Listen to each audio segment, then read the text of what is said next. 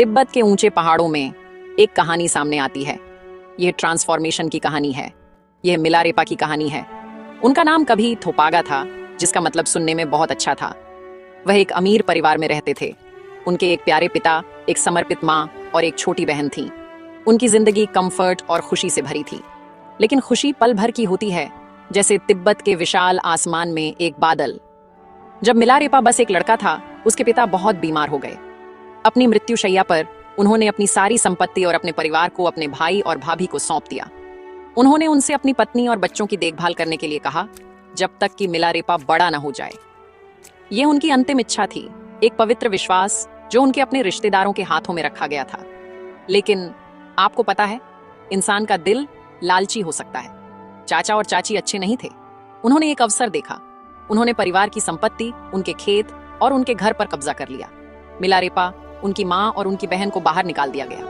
उन्हें गुलामी में मजबूर किया गया, फटे पुराने कपड़े पहनाए गए और बचे खुचे खाने पर रखा गया। उनकी जिंदगी रातों रात कंफर्ट से दुख में बदल गई। माँ का दिल कड़वाहट से भर गया था। उन्होंने अपने बच्चों को दुख में देखा। उन्होंने देखा कि उनके पति की विरासत उन लोगों द्वारा बर्बाद की जा रही है जिन पर उन्होंने भरोसा किया था। उनके अतीत के डिलाइटफुल गाने सफरिंग और अन्याय की कठोर आवाजों से बदल दिए गए थे। इस विश्वासघात का बोझ हर गुजरते दिन के साथ भारी होता गया। उनके दिल में बदले का एक बीज बो दिया। जैसे जैसे मिलारेपा एक युवा आदमी के रूप में बड़ा हुआ, उसकी माँ ने केवल एक ही रास्ता देखा। ये माफी का रास्ता नहीं था, ये बदले का रास्ता था। उन्होंने जमीन का आखिरी टुकड़ा बेच दिया जो उन्होंने चुपचाप रखा था और मिलारेपा को दूर भेज दिया। उनका मिशन साफ था। उन्हें काले जादू की कला सीखनी थी, वह विनाशकारी जादू जो उनके दुश्मनों पर बर्बादी ला सकता था। उन्होंने चाचा के बेटे की शादी के उत्सव में, जहां उनके सभी दुश्मन इकट्ठा थे, मिलारेपा ने अपनी शक्ति का प्रदर्शन किया। उसने एक भयानक तूफान पैदा किया और घर को ढा दिया, जिसमें 35 लोग मारे गए।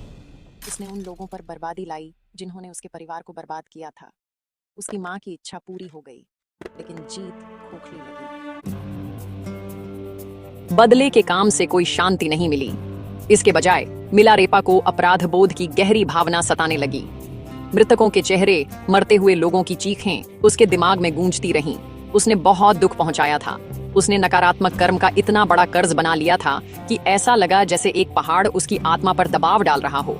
उसने अपनी माँ की बदले की इच्छा पूरी की थी, लेकिन ऐसा करने में उसने अपनी ही आत्मा को झड़ दे दिया था। उसकी सफलता की मोमेंटरी संतुष्टि जल्दी ही फीकी पड़ गई।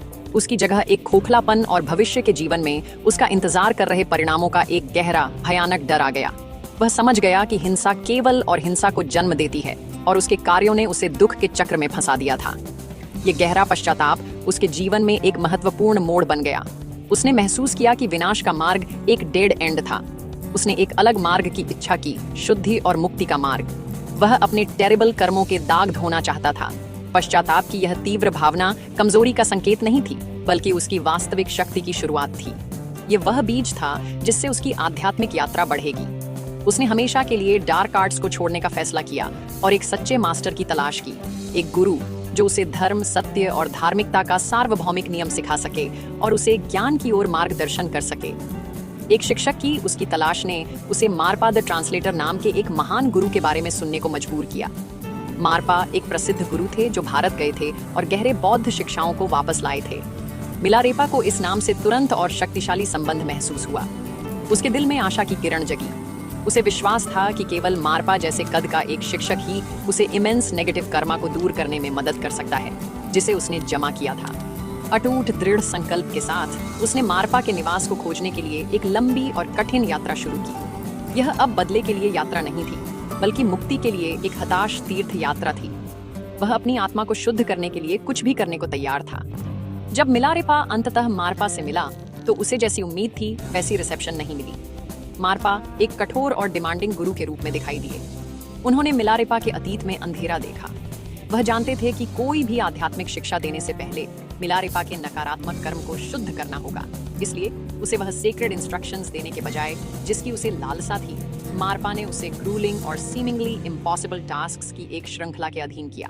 उन्होंने मिलारेपा को अपने नंगे हाथों से पत्थर के टावर बनाने के लिए मजबूर किया, केवल उसे उन्हें तोड़ने और फिर से शुरू करने का आदेश देने के लिए। बार बार प्रत्येक कार्य उसके अभिमान को तोड़ने और उसके शरीर को थकाने के लिए डिजाइन किया गया था। उसे उसकी सहन शक्ति की सीमा तक धकेल रहा था। सालों तक मिलारेपा ने मारपा के कठोर मार्गदर्शन में मेहनत की। उसने अकेले ही एक गोल टावर बनाया, फिर एक अर्धगोलाकार और फिर एक त्रिकोणीय, जो एसोटेरिक डॉक्ट्राइन्स के विभिन्न पहलुओं का प्रतिनिधित्व करते थे।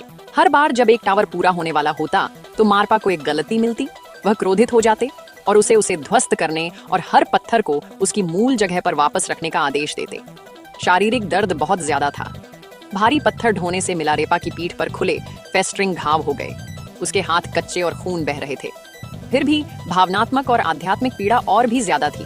उसे उन शिक्षाओं से वंचित कर दिया गया जिनकी उसे बहुत इच्छा थी। उसे केवल कठोर शब्द और भी ज्यादा कमर तोड़ने वाला काम मिलता था। मारपा की पत्नी डाग्नेमा को मिलारेपा के लिए बहुत करुणा महसूस हुई। उसने उसकी अटूट भक्ति और उसके इमेंस सफरिंग को देखा। उसने अक्सर उसकी ओर से हस्तक्षेप करने की कोशिश की, चुपके से उसे खाना और आराम दिया और अपने पति से प्लीडिंग की कि वह अंततः शिक्षाएं प्रदान करें। लेकिन मारपा अडिग रहे। वह जानते थे कि यह कठोर तरीका मिलारेपा से चिपके हुए इमेंस नेगेटिविटी को शुद्ध करने का एकमात्र तरीका था। यह टफ लव का एक कार्य था, एक आध्यात्मिक सर्जरी जिसे उसके पिछले पापों के कैंसर को काटने के लिए डिजाइन किया गया था। टावर सिर्फ पत्थर की संरचनाएं नहीं थे, वे मिलारेपा के पश्चाताप और उसके धीरे धीरे कम होते अभिमान के स्मारक थे। निराशा से ग्रस्त होकर मिलारेपा ने कई बार हार मान ली। उसे लगा कि उसके बुरे कर्म इतने महान थे कि उन्हें कभी शुद्ध नहीं किया जा सकता था। उसने तो आत्महत्या करने का भी विचार किया, लेकिन धर्म के लिए उसकी गहरी लालसा और मारपा में उसका विश्वास, चाहे कितना भी परखा गया हो, उसे आगे बढ़ाता रहा। वह किसी स्तर पर समझ गया कि ये परीक्षण दंड नहीं थे, बल्कि शिक्षा का एक गहरा रूप थे। हर पत्थर जो उसने ढोया वह एक कार्मिक आर्ण था, जिसका भुगतान किया जा रहा था। हर बार जब उसने एक टावर को ढाया तो वह अपने ही अहंकार की दीवारों को ढा रहा था। यह शारीरिक और मानसिक कठिनाई की इस अथक प्रक्रिया के माध्यम से ही उसके मन को परम सत्य के लिए तैयार किया जा रहा था। अंततः मिलारेपा द्वारा एक चौथा 9 मंजिला टावर बनाने के बाद, जिसे मारपा ने उसे ढाने का आदेश नहीं दिया, गुरु ने घोषणा की कि परीक्षण खत्म हो गए थे। उन्होंने खुलासा किया कि सभी कष्ट एक आवश्यक शुद्धि थे। मारपा ने मिलारेपा को अपना आध्यात्मिक पुत्र मानकर गले लगाया और अंततः उसे वह प्रेशियस एम्पावरमेंट्स और सीक्रेट टीचिंग्स प्रदान किए जिनकी उसे लालसा थी। कई सालों की कठिनाई ने मिलारेपा के मन प्रवाह को शुद्ध कर दिया था, जिससे वह महामुद्रा और नारोपा के 6 योगों की गहन शिक्षाओं के लिए एक योग्य पात्र बन गया। सफरिंग की भट्ठी से उसकी यात्रा पूरी हो गई थी और ज्ञान की उसकी राह अब वास्तव में शुरू हो सकती थी।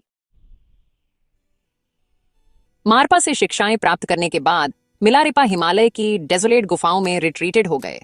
उन्होंने अपने गुरु द्वारा दिए गए तकनीकों का अभ्यास करते हुए अपना शेष जीवन एकांत ध्यान में बिताया। उन्होंने केवल एक पतली सूती चोगा पहना था, यहाँ तक कि ठंड के सर्दियों में भी, जिसने उन्हें मिलारेपा नाम दिया, जिसका अर्थ है मिला, कपास पहना हुआ। उनका आहार मुख्य रूप से बिछुआ था, जिससे उनकी त्वचा हल्की हरी हो गई। उन्होंने अत्यधिक तपस्या सहन की, दंड के रूप में नहीं, बल्कि अपनी आध्यात्मिक अभ्यास को तेज करने के तरीके के रूप में। पहाड़ों की शांति में उन्होंने अपने आंतरिक राक्षसों का सामना किया और अपनी चेतना को बदल दिया। अंततः एक ही जीवन काल में ज्ञान के अल्टीमेट गोल को प्राप्त किया। मिलारेपा का एहसास एक गुफा में बंद नहीं रहा, यह उनसे आध्यात्मिक अंतर्दृष्टि के स्पॉन्टेनियस गीतों के रूप में बाहर निकला। ये उनके दोहे थे, सुंदर और गहन कविताएं जो धर्म के गहरे सत्यों को सरल, सुलभ भाषा में समझाती थीं। उन्होंने ग्रामीणों को, शिकारियों को, जानवरों को और यहाँ तक कि राक्षसों को भी गाया। उनके गीत जीवन की अस्थिरता, मन की प्रकृति, अहंकार के भ्रम और मुक्ति के आनंद के बारे में बताते थे।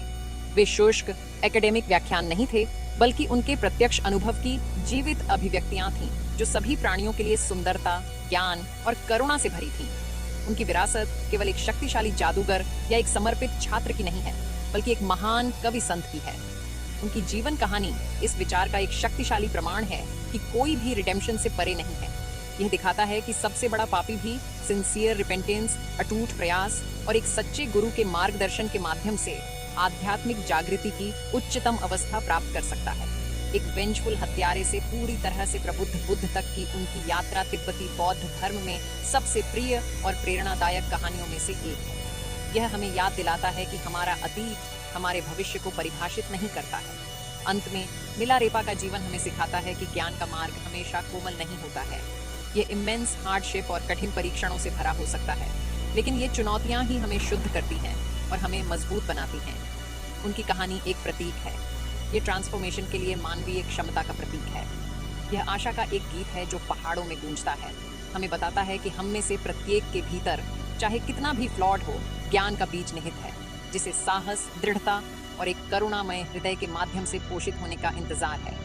उनका जीवन एक नक्शा है जो कर्म के अंधेरे से आत्म साक्षात्कार के शानदार प्रकाश तक का मार्ग दिखाता है।